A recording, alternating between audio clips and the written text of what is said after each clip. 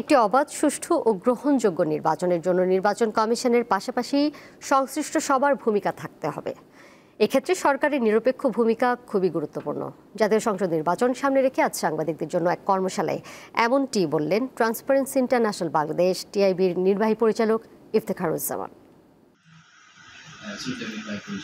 ত্রয়োদশ জাতীয় সংসদ নির্বাচন সামনে রেখে শুক্রবার রাজধানীর ধানমন্ডিতে টিআইবি কার্যালয়ে 2 দিনের নির্বাচন বিষয়ক কর্মশালা শুরু হয়। টিআইবি ও reporters forum for election and ডেমোক্রেসির এই আয়োজনে বক্তব্য রাখেন টিআইবি নির্বাহী পরিচালক ইফতেখারুজ্জামান।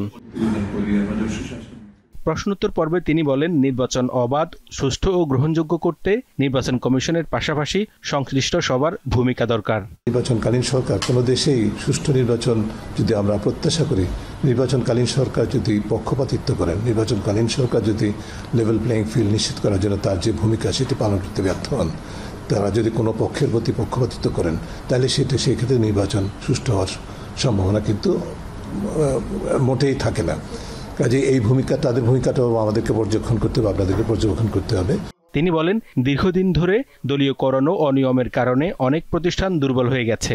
প্রাতিষ্ঠানিক স্বচ্ছতা, জবাবদিহিতা, প্রাতিষ্ঠানিক সততা, শুদ্ধাচার, ট্রান্সপারেন্সি, অ্যাকাউন্টেবিলিটি বিষয়গুলোকে, যে সম্ভাবনাগুলোকে যেভাবে পদদলিত করা হয়েছে এবং দীর্ঘ প্রক্রিয়ার মাধ্যমে, এটা শুধু গত 16 বছরের নয়, এটা বাংলাদেশে বলতে গেলে 54 বছরেই যে অবস্থায় তৈরি করা হয়েছে, প্রতিটা প্রতিষ্ঠানকে দলীয়করণের মাধ্যমে, দ্বিমুখী দলীয়করণের মাধ্যমে পেশাগত দলীয়পনা সৃষ্টি করা হয়েছে এবং প্রতিষ্ঠানগুলোকে কার্যকর করে দেওয়া হয়েছে, অকার্যকর করে দেওয়া হয়েছে।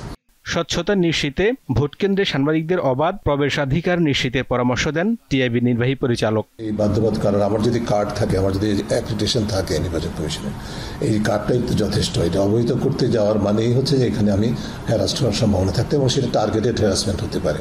হেদায়েতুল্লাহ সীমান্ত, দীপ্ত সংবাদ, ঢাকা।